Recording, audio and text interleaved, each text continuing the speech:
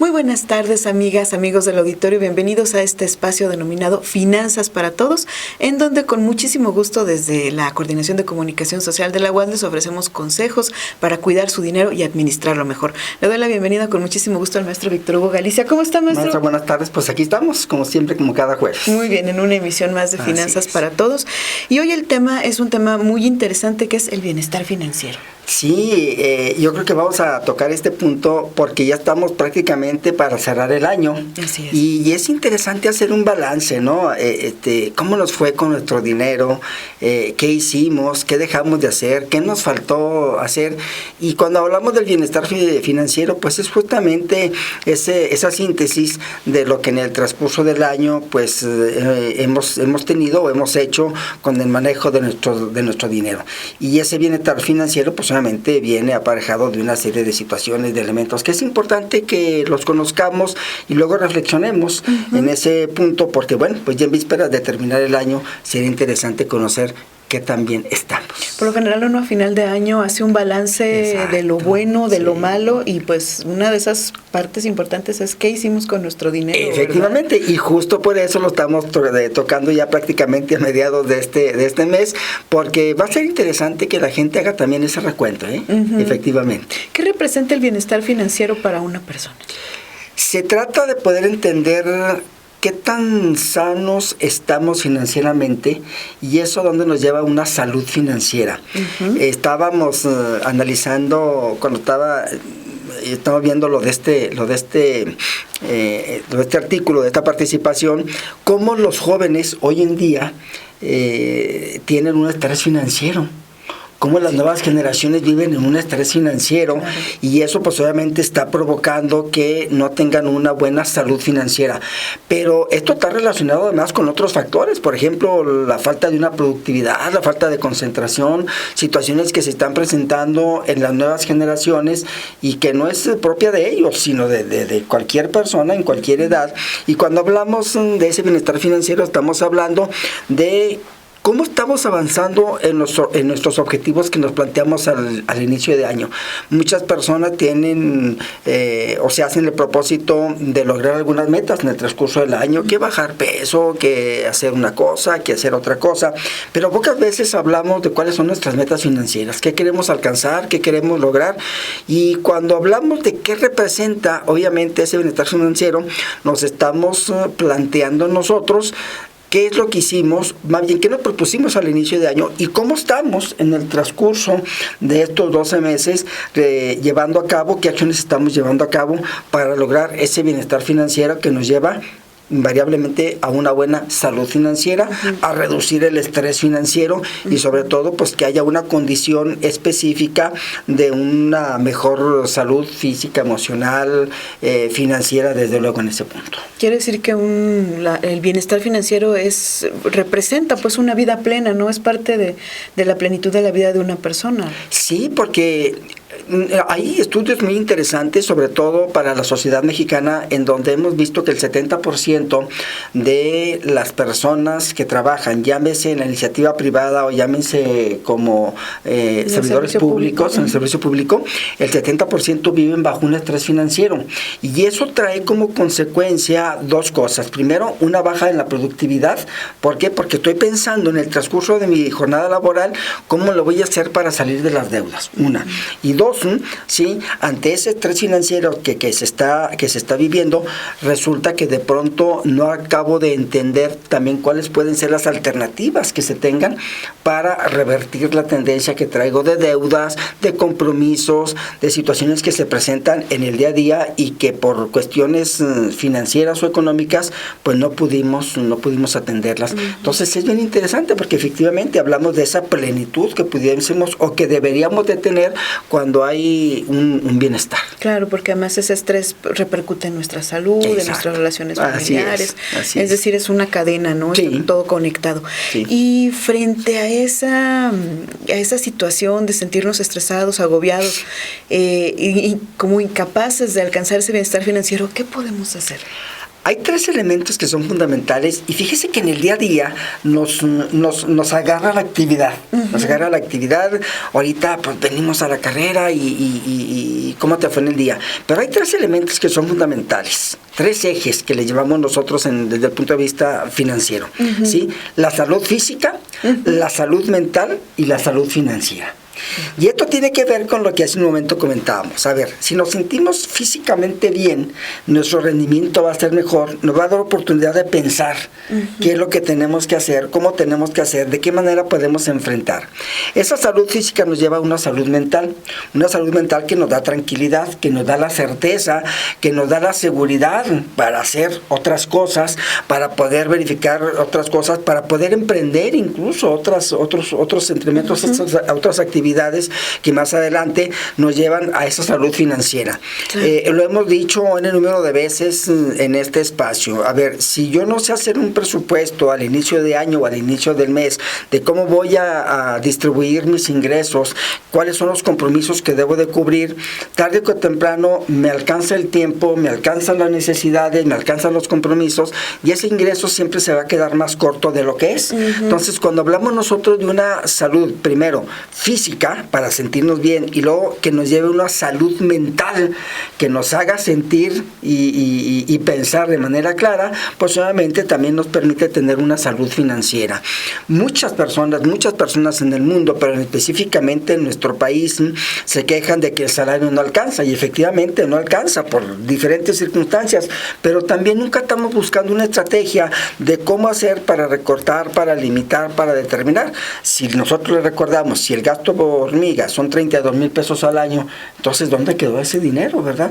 Si el gasto vampiro son 16,000, 20,000 pesos al año, ¿en dónde estarán esas fugas? ¿Cómo si tengo para unas cosas y no tengo para otras? ¿O hasta dónde me puedo endeudar? Por ejemplo, ahora que viene ya el Buen Fin, ¿sí? Y que el día de hoy inicia, o que el día de hoy inició el Buen Fin, ¿sí? La gente dice, no, pues vamos a endeudarnos, a ver, Dios dirá mañana, ¿no? Entonces, esos 3 ejes son primordiales: la salud física, la salud mental y la salud financiera. Es que vivimos también en un sistema donde, como usted dice, bueno, la precarización del trabajo, sí, ¿no? Que el trabajo cada vez está más mal pagado, que ofrece menos prestaciones, que ofrece poca seguridad social, los bajos salarios, y también como esa necesidad que se nos impone de estar consumiendo cosas que necesitamos poco o que de plano no necesitamos.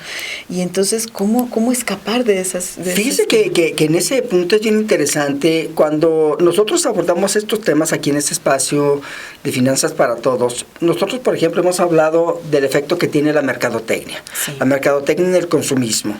Es decir, hasta dónde nos hace que consumamos cosas que no necesitamos, hasta dónde influyen las decisiones de nosotros como consumidores para adquirir algo que realmente no requerimos, que no necesitamos, pero como dicen, pues ahí está, pues hay que hacerlo. En la clase de mercadotecnia le decimos a los muchachos, en un centro comercial, ¿en dónde queda la leche? Hasta el fondo, ¿sí? Claro. ¿Y dónde están las papitas, los refrescos, los chicles, las revistas? Pues en la caja, porque mientras vamos tenemos. Entonces, ¿cómo la mercadotecnia nos envuelve? Y en esa envoltura, pues obviamente caemos en las garras de esa mercadotecnia que al final de cuentas, pues es la que hace que consumamos cosas que no deberíamos, que no necesitamos y que de pronto son los que hacen esos desajustes en las finanzas personales. Sí, claro que sí. Así es.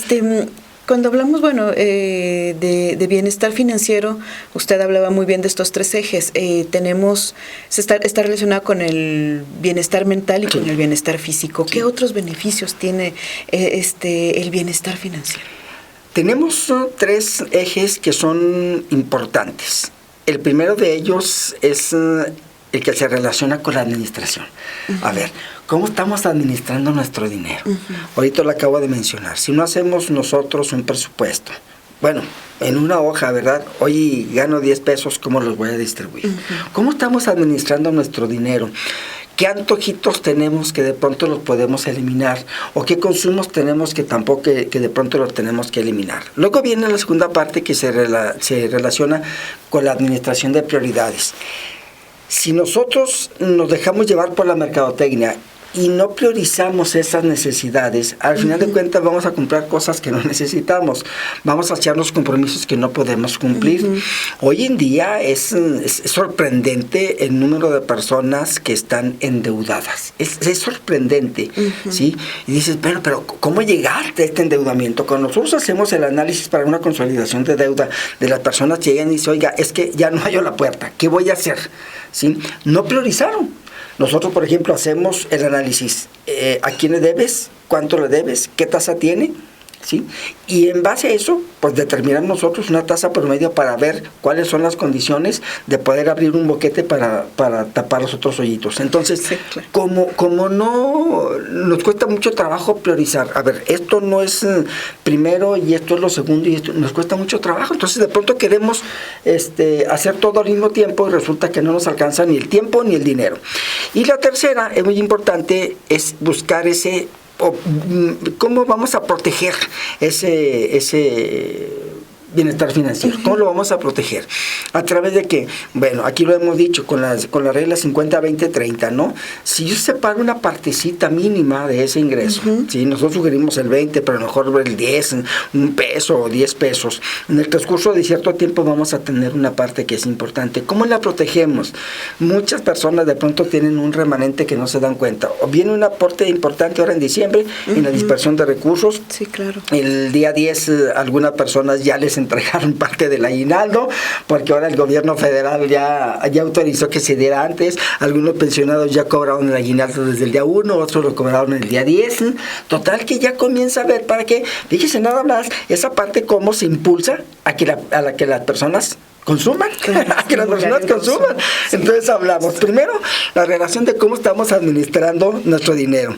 Segundo, de cómo estamos priorizando esas necesidades o esos gustos. Y tercero, pues, que debemos buscar de cómo crear esa parte del patrimonio para proteger también nuestros recursos, nuestro dinero y alcanzar ese bienestar. Son 4 puntos que son importantes, que debemos de considerarlo, que vienen relacionados a la salud física, mental y financiera que deberíamos tener nosotros como personas, como individuos, como padres de familia y incluso las organizaciones y las empresas, Sí, también claro, en ese punto. Sí, ¿verdad? También porque una empresa que tiene sus finanzas sanas, pues también funciona mejor, ¿no? Una empresa que tiene finanzas sanas, una empresa que tiene bien estructurado su presupuesto, bien delimitado sus gastos, sus inversiones, sus costos, es una empresa que nunca va a estar con dificultades financieras, porque va a saber en qué momento requiere recursos y en qué momento dispersa recursos y en qué momento tiene remanente de recursos. Entonces, en esa tesitura, cuando la empresa está bien dirigida y tiene todos esos elementos y los transmitimos nosotros, incluso, fíjese bien, los transmitimos a los colaboradores, también ellos lo aprenden y lo entienden. Claro. Sí, lo hemos visto en empresas muy exitosas aquí en nuestro país, incluso aquí en Zacatecas, donde se les promueve esa parte de la organización, de la administración eficiente del dinero. ¿Por qué? Porque la empresa lo hace e invita a que sus trabajadores, porque saben que eso es inversión para que haya una mayor productividad. Claro que sí. Ahora bien, puede ser que uno conozca bien que tiene que hacer un presupuesto, que tiene que organizar sus gastos, que tiene que recortar en cosas innecesarias, pero suele haber de todos modos circunstancias, no sé, accidentes imponderables, situaciones que están fuera de nuestro control, que nos impiden alcanzar nuestro objetivo de unas finanzas sanas. ¿Qué hacer ante esas circunstancias? Justamente uno de los elementos importantes es esa protección del patrimonio. Ajá. Esa protección del patrimonio, que nos cuesta mucho trabajo. Hablamos aquí ya una ocasión del problema de los seguros. O sea, la gente no tiene la cultura de asegurar. Oye, asegura tu coche. No, pues si no pienso chocar. No, es que no es para que choques, ¿eh? Oye, cómprate un seguro de vida. No, pues si no me pienso morir. No, no es para que te mueras, ¿verdad? Adquiere un seguro de gastos médicos. No, yo con el CIMI tengo. No, a ver, espérate. O sea, estamos tratando de que entiendas la importancia de proteger tu patrimonio, de protegerte a ti mismo, ¿sí? Y entonces, por cuestiones culturales, primero, y después por cuestiones económicas, segundo, la gente no lo hace. Entonces, esos imponderables, ¿cómo se salvan? Justamente en esa regla 50-20-30, ese 30 son para esos imponderables, ¿sí? Que nosotros debemos de considerar. La encuesta de La educación financiera última que salió, nos dicen que solamente el 3% de las personas estaba protegidos ante alguna contingencia porque tenemos más de 3 meses de sueldo para alguna situación. O sea, el 3%. Lo vimos en la pandemia, ¿recuerdan? Que mucha gente estaba en una situación realmente desesperante porque ante la imposibilidad de que sus negocios estuvieran trabajando como habitualmente, no tenían un respaldo financiero, no tenían un colchoncito donde caer. Ni las empresas y por obvias razones tampoco el colaborador. Entonces, esa parte, yo creo que la etapa de la pandemia nos dejó muchas enseñanzas que si nosotros lo consideramos y lo vemos la posibilidad de ponerlas en prácticas ahorita que ya está ese punto salvado, nos puede llevar justamente a este bienestar. Lo que pasa es que de pronto se nos olvida, pues ya pasó, ya nos salvamos, aquí estamos. No, habría que analizar que esas posibilidades nos permitan justamente llevar a otro estadio, llevar a otro punto, llevar a otras cosas. ¿Para qué? Para que si se presenta alguna contingencia, ojalá no sea igual que una pandemia, pero sí algún imprevisto, como bien lo señaló usted, sí, ¿cómo podemos afrontarlo? ¿Cómo podemos hacerlo? Decíamos, por ejemplo, de los gastos funerarios, ¿verdad? La gente se muere cuando no hay dinero. No, la gente se va a morir cuando se muera. El problema es que como no estamos preparados, resulta que el día que se muere, pues no tenemos para la caja, no tenemos para los servicios funerarios, no tenemos para miles de cosas y se presenta el imponderable y con el pesar y con la deuda. Fíjese que es muy, muy curioso porque yo creo que es, tal vez si no los seguros de coches o de vida, creo que los paquetes funerarios son muy solicitados. Claro. Y creo que son tal vez de los gastos previsores que hace la gente con más frecuencia. Las personas hoy en día, afortunadamente, están ya tomando más en cuenta esa parte. Había los que estuvimos en la banca hace algunos años, cuando le decíamos a las personas, oye, invierte en un seguro de vida o invierte en un paquete funerario. No, es que decir eso es como si ya me fuera a morir. Como estar invocando la muerte. Como estar invocando la muerte. No, es prepararte, porque además es el único seguro que tenemos en ese punto. ¿Cuándo? No sé, pero ahí está.